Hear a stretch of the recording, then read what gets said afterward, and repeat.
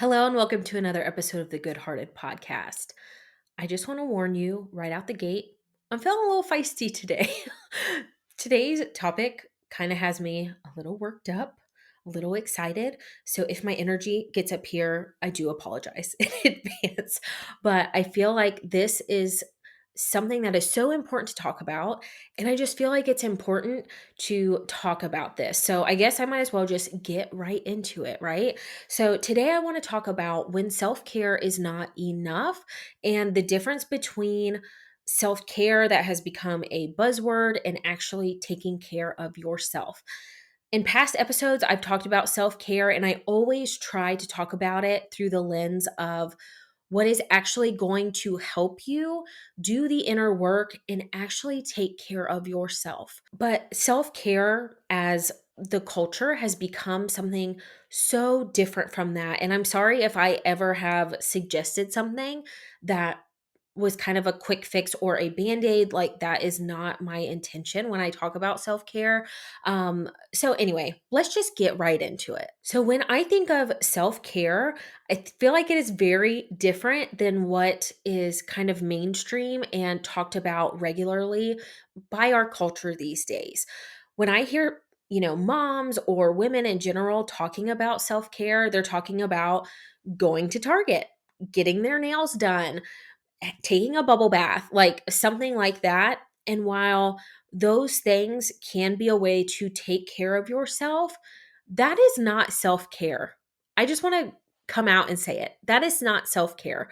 It is not self care to take an hour and go to Target and walk around with a Starbucks. It is not self care to go spend $100 getting your nails done. It is not self care to have 10 minutes where you make a bubble bath and then you get cold and whatever. Okay. There's so much more to taking care of yourself than just those things. I am tired of people on apps and in life in general just saying, if you need a break, take a break. If you need to take care of yourself, go do this. It is not that simple. And again, I know I'm coming in hot, but please just bear with me. Hopefully, I will level out a little bit. But that's not that's not always enough. Taking that one trip to Target is not going to fix all of your problems. It's not going to make you come back feeling like a whole new person. Sometimes I really need that hour to go run around Target and buy absolutely nothing or buy tons of things that I don't need. Okay, sorry. I had to get more comfortable because I'm really getting into this. But don't get me wrong. Sometimes I need that trip to Target that is slow, that is not rushed, that I can just browse and enjoy my coffee and not do anything. Listen to a podcast or some music that makes me feel good and take as much time as I want, whether or not I don't buy anything or I buy $100 worth of stuff. Sometimes I need that, but that does not fix all of the other issues. When other people tell you to go do something like that to take care of yourself, I don't think that they're doing it to be malicious or to just brush you off, but then you think, "Oh, I guess I do need to do that." And then if you're like me, you end up avoiding your actual problems and doing the inner work that would be valuable to you. So, you go, and I've done this so many times, go spend $100 to get my nails done instead of spending $100 for somebody to watch my daughter for an evening so I can get some work done or have some time to myself, or spending $100 to go to a therapist. Because I've told myself, oh, if I get my nails done, I'll feel better about myself. I'll be so happy and it will be worth the money and the time that I've invested. And not saying it's not, because I did get my nails done over the holidays and I felt so cute. I loved my nails, and I kind of just realized I was avoiding some things. And I realized I have put off going to therapy because I was worried I wouldn't be able to afford it. But then I was able to afford to go and get my nails done. So, not saying that's anything against anybody who chooses to get their nails done. I'm saying for me personally, I realized I was avoiding some major issues by putting that kind of band aid fix on the problem. And so a couple episodes ago, I talked about kind of infusing self care throughout your day. So I still think you can take a bubble bath, and that is a great way to try to take care of yourself, but that shouldn't be the end all be all. I shouldn't have to tell myself, oh, I'm taking care of myself if I take a shower today. No, that's just damn hygiene. I should be able to take a shower. Taking an extra couple minutes in the shower is a small contribution to me taking care of myself, but that should not just be a self-care thing to take a damn shower. You should just be able to take a shower. It goes so much deeper than that.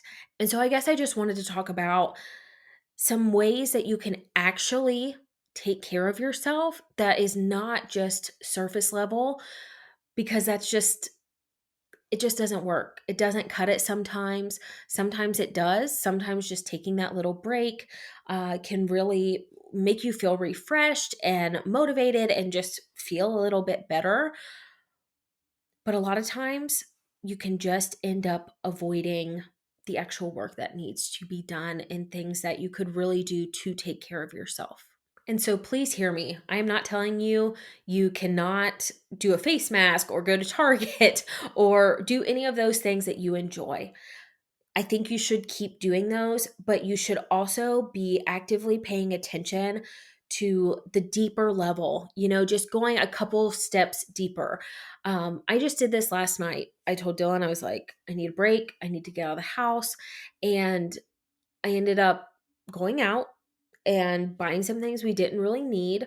I didn't spend a lot of money, but I still just had to ask myself, why did I feel the need to take this time away and to spend money? Because retail therapy is a thing, at least for me, that I have struggled with for a very long time. And I don't want to be buying shit just to buy it or just to get that very, very quick instant gratification that goes away almost as quickly as it comes. And so I just had to sit and think, like, on the way home, what was going on today? Why did I tell myself and tell Dylan that I needed this break and that I needed to go run some errands? And it was mainly that I felt like I needed to get out of the house. I felt like I was suffocating a little bit at home. Like it had just been, you know, not a rough day because it really wasn't a bad day.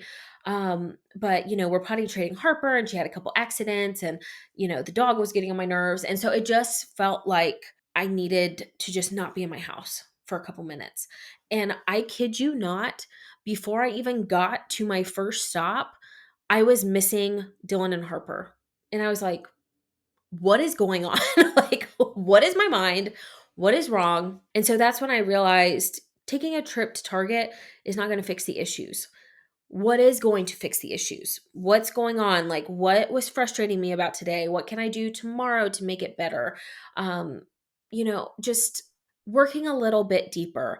And so, in doing that, I thought to a couple other things like, what have I been doing to really try to actively take care of myself? So I could share those tips with you so that hopefully you can start implementing those things this year to just be happier, healthier, and feel better more of the time. Like it's not going to fix everything, but just when you feel that need to step away from your life and escape from it for a minute, just trying to figure out what is going on and how you can properly address it, even if it's not perfect at first. So, one thing that has been really good for me is just talking it out. And so I do that sometimes through the podcast and I do it through talking to Dylan, like literally just talking about it and saying, I know this might sound irrational, but these are my fears. This is what I'm stressed about. This is what I'm anxious about. And I can't let it go. I can't get these thoughts out of my head. I'm hyper focusing on it. I don't know what to do next. And so then he can either troubleshoot with me or literally just be there to listen to me. And sometimes I feel so much better just by expressing it out loud to him and acknowledging the thought, and then I can kind of release it. So that has been huge. You could also journal about it if it's something that journaling would be better fit for you. And then also just by me podcasting and sharing my thoughts with you, I'm hoping that it helps me heal and move forward, but also helps you do the same thing. And so basically, what that is for me is completing the stress cycle. So, I've talked about the book about burnout that I read. I can link it in the description. But those authors talk a lot about completing the stress cycle because if you have all of these situations and things that are constantly stressing you out and you're never resolving it and ending that cycle, then I mean, at least me, then your brain is just crazy and hyper focusing on all of these things that really are small in the grand scheme of things, but they're taking over your life and weighing you down. Now, I am by no means an expert at this. I am not good at it. I will be the first one to tell you I am terrible about taking care of myself, but I want to do better this year. And so it's something I'm working on. And, that's why I'm sharing it with you today. Anyway, I shouldn't have to defend myself, but I am. I still feel like I should sometimes. So, anyway, completing those stress cycles. And it can start as something as little as being frustrated that the kitchen counter is constantly cluttered and full of things. And then moving on to how do I resolve this? What do I do? And it just becomes something that's in the back of your mind. And so then you're worried about potty training, and then you're worried about the grocery list and making dinner and what you're going to do with the rest of your fucking life when you have no idea. And all of these things are just like a constant spiral going on in your mind and becomes out of control. But when I sit and I talk to Dylan and I'm like, you know what? The kitchen's really pissing me off. Like, I hate that it is the dumping ground for everything. It's driving me insane. Like, it is always cluttered. There are always dishes. And I know I will always be doing dishes for the rest of my life. But still, I would like the rest of the counter to not be that dumping ground. How can we fix that? And so he can either bounce ideas off with me or, just saying it out loud and releasing that part of the thought can help me move into the resolution and how we're going to fix that. But sometimes I just get stuck in that, oh, this is driving me crazy. It's on my nerves, but I can't move forward until I express it in some way. So that is one step to completing the cycle. Or one way to complete the cycle. Another way is like letting yourself cry. And I talked about this when I was talking about the burnout book, I'm pretty sure. But for most of my life, I've been a crier. I've been very emotional, super easy, make me cry. I see a baby or a puppy in a commercial, and I was like a puddle, right? And then once I got pregnant with Harper, or when I had the miscarriage, I'm not really sure when it happened. Those were like back to back. But then I was just like stone cold. And I didn't cry at like anything ever. And I think I just was trying to numb myself. I didn't want to feel all of those feelings, whether they were happy or sad. But I used to have like a weekly cry. Like literally every week, I would work myself up so much and I would have this big cry. And then I would just feel so relieved and feel like a huge lift had been lifted. And then all of these years of not crying and just pushing all of those thoughts to the back of my mind, all of those feelings way, way down so I could not feel them. And I was kind of just living life like a zombie, and I don't want to do that anymore. So instead, now I give myself permission and time to process things and to get really upset about them and to have a cry when I need a cry. And I think that can be a really beautiful and important thing to do. So allowing yourself to end the stress cycle in that way by releasing literal tears and some of that stress and anxiety along with it. So, completing the stress cycle is huge. And then also identifying things that you need. What do you need? Do you need a weekly date with yourself where you go shopping, or you go to the library, or you go to some kind of creative class? Like, what is something that would help you work through the issues that you're having and also be healing in some way, not just a way to numb whatever is going on and to escape the life that you are living. So, for me, I don't really have a weekly thing that I do just yet, but I try to do things every day. So I try to read every single day or do something creative. So that can be crocheting, that can be a DIY project or painting or even just redecorating a room in my house. Like that is all kind of flexing that creative muscle for me. And it's something that I really enjoy doing. Or even just watching videos that are on YouTube that's like more creative versus, self help or a funny New Girl episode that I've watched 1,000 times already. Just something that kind of gets me out of the hamster wheel that I get myself in every single day, and thinking outside of the box does such good things for me. And so I have reading spots around my house. Y'all know about my hammock chair, which is like amazing. I love that. It like begs me to come sit in it and read. And then I also love reading before bed. So I basically read until I fall asleep every night, which some nights is bad because if it's a really good book, I will stay up super late reading it.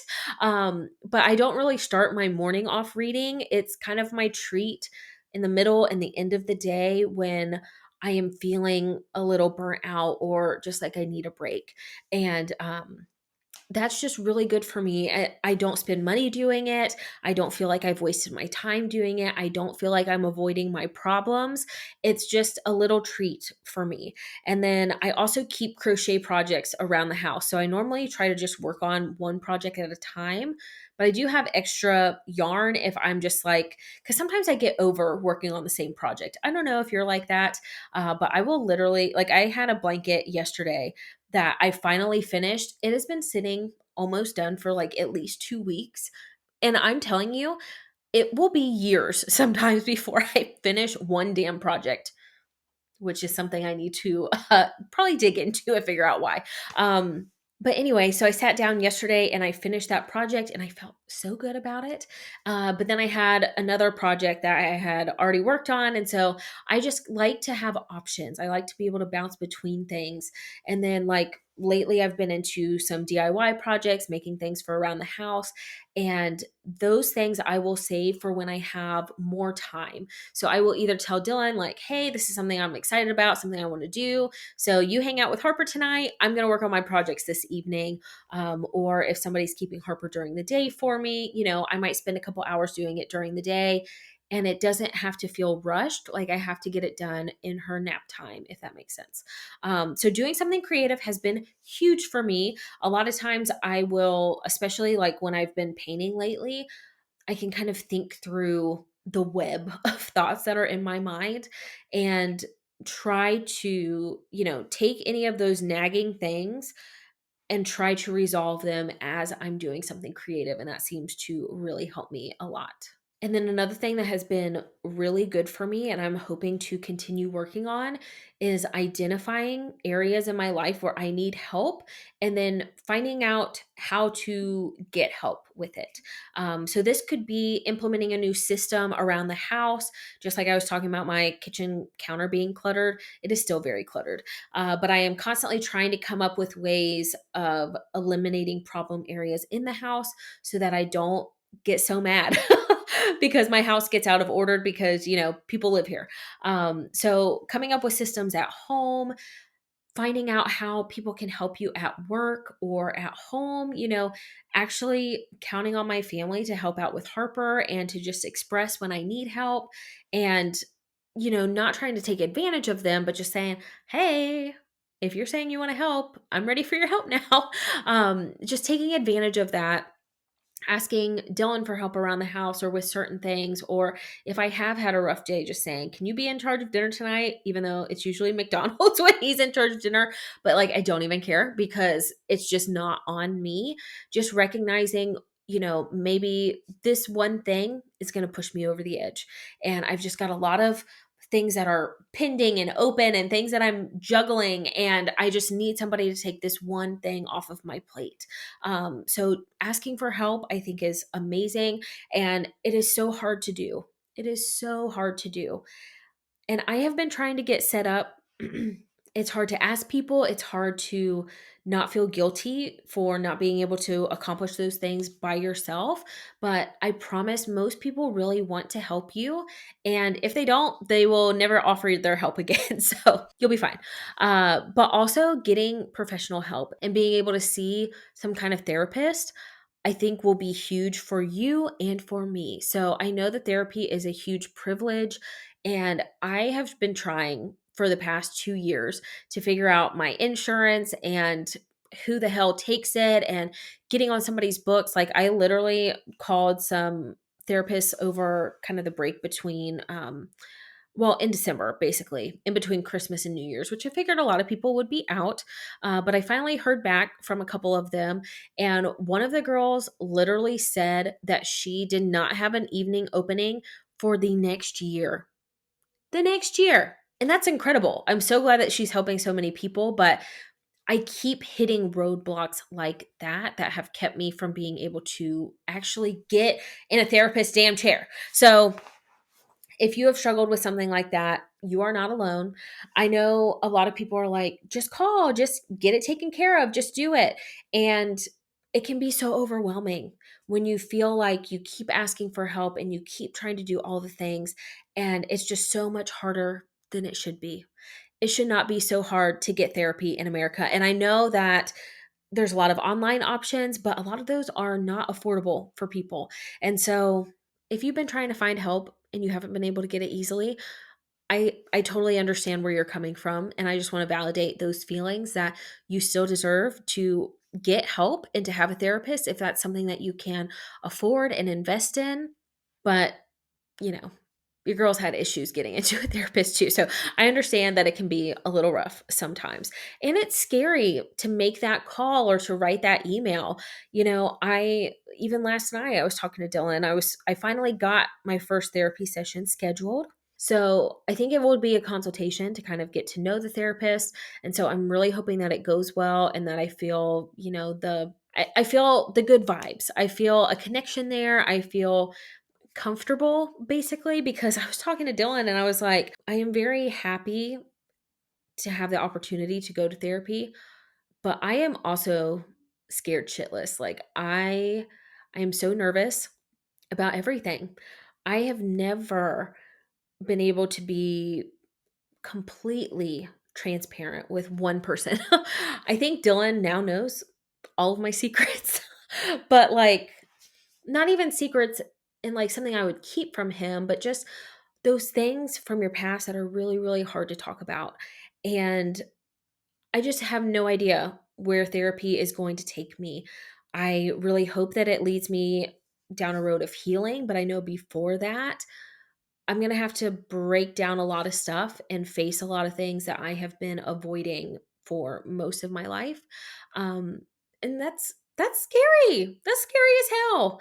And just and I've just been questioning whether or not I will be strong enough to make it to the other side of it.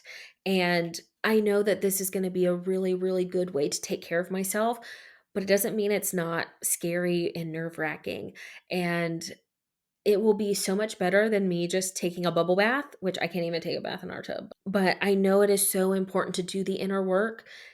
And so I'm willing to at least get started and to do it, even if I'm doing it very badly, and just put myself out there and try to start healing because I want to be a better mom for Harper. I want to be happier as a person. I want to be a better wife and daughter and friend, but also I just want I deserve it, and you do too. So I hope that you will take some time to really think about how to take care of yourself on a deeper level. Take people's advice with a grain of salt when they say, just go for a walk, just do this, do that. Don't just follow the Pinterest rules of self care. Really start doing that inner work and nurturing yourself and your heart and your soul and your mind because you deserve it. You are worthy of so much happiness and you are enough. There is no reason for you to not be doing these things besides it being super scary. And I will give you that.